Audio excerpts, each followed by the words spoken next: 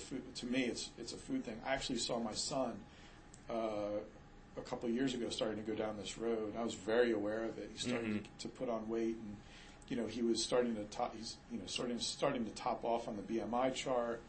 And I'm like, I'm really concerned about this because I know what I went through, and I'm still going through.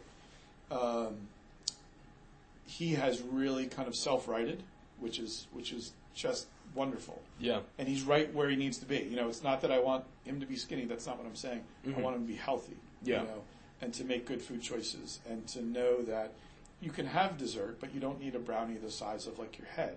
That sort of thing. Yeah, sure. I could see it was kind of going there. He has really self-corrected in a way that I'm just so thrilled about. So anyway, those are the mistakes that I've made that I'm trying not to repeat with my kids. So. And so you say that he self-corrected, but did you, encourage any of that? Yes, we did. Yeah, I appreciate that question. Absolutely. We talk a lot about this. We talk about food and being healthy and exercise, and we exercise a lot together, which is really cool. We absolutely talked it through, and we talked about reading boxes and nutrition and serving sizes. And actually Grace does it too, and she's 6, they'll come out and say, serving size is 2 cookies. They have 2 cookies. Yeah. And I think, I don't say anything, but privately in my mind, I'm like, when I was a kid, I would have eaten the whole damn sleeve. Because I didn't know what the hell a serving size was. So I'm really happy. I'm not trying to be a dud. I want kids to be kids. Yeah. But I feel strongly that the habits that they start developing now become habits they have when they're grown-ups. At least that's how it was for me. Yeah. So.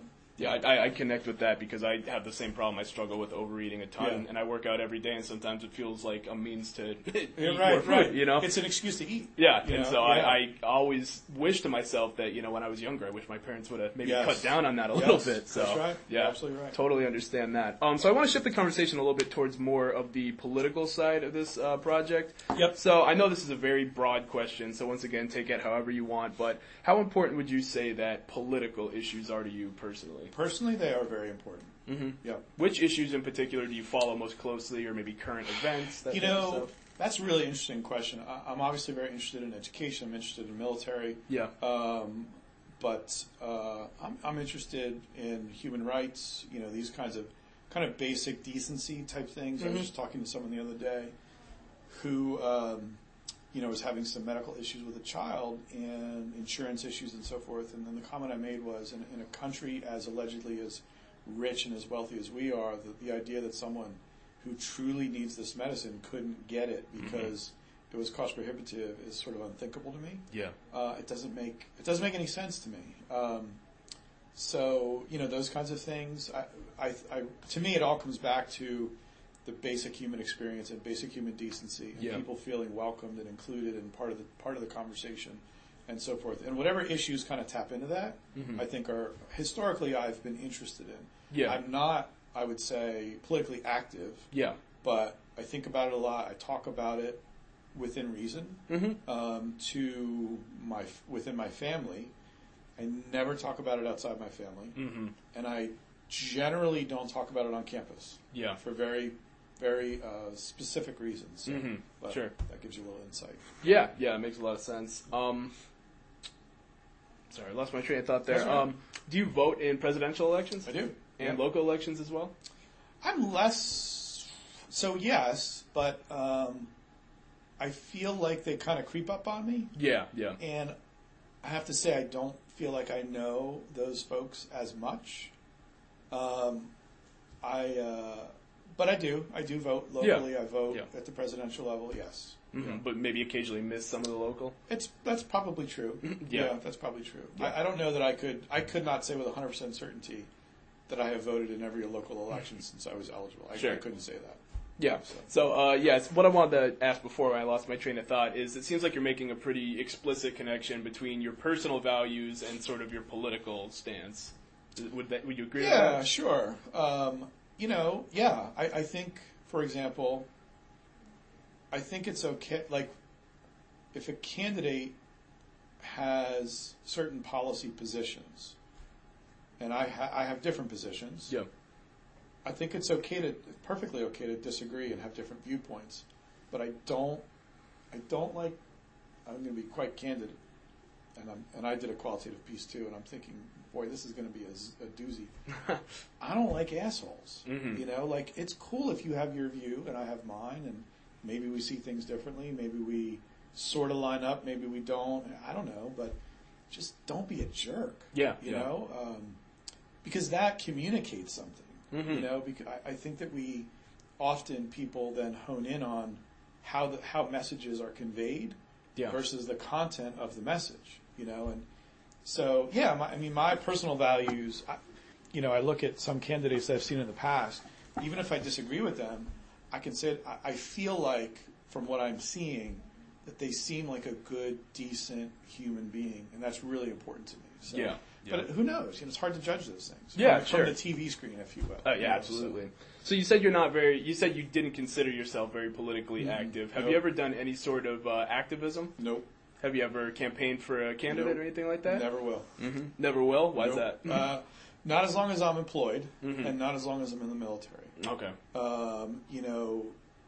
People will ask me, particularly in an environment like this, people often want to know, who did you vote for? I never say who I voted for. Sure. People want to know these things. Where do I stand on this issue or this issue and this issue? And I very intentionally do not share those things because, and this is something I teach my students. I'm not at the moment, but I normally am teaching in a graduate program for folks who want to work in college environments. Mm-hmm. Something that's really important to me is that all students feel comfortable coming to the students that I'm teaching who are going to be those future leaders, right? Right. So, and I don't tell students how they should or shouldn't conduct themselves. All I do is say, think about these things, right? Mm-hmm. So, if you are really strongly pro-choice or really strongly anti-abortion or whatever issue, and you are really public about that in your work environment, you may, and again, it's just for folks to think about, you may have unwittingly sent messages to some students that you are not someone that they can feel comfortable with. Mm-hmm.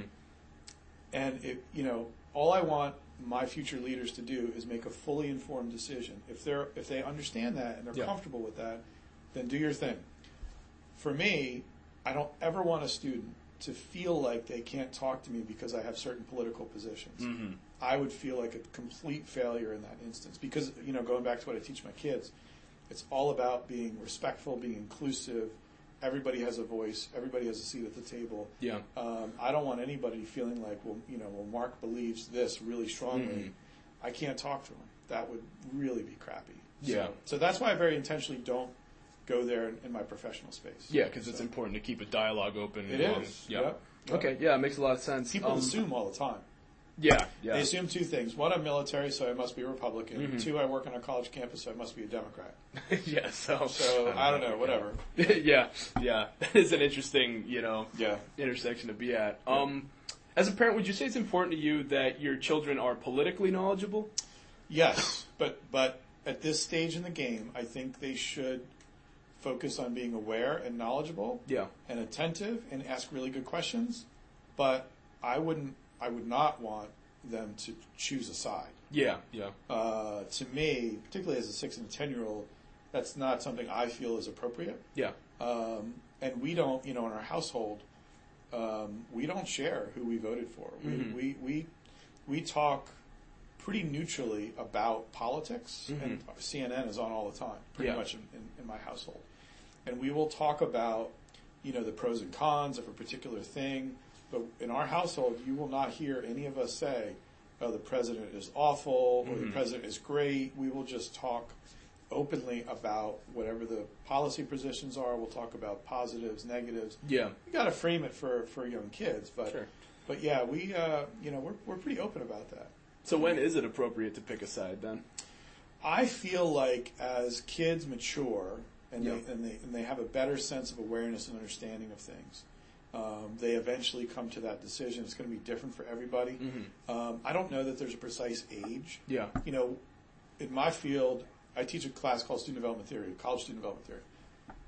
One of the things the research tells us, time and time again, is that traditional kids who come up and are raised in households with a parent or a guardian and so forth, essentially adopt the views of that key figure, Yeah. right?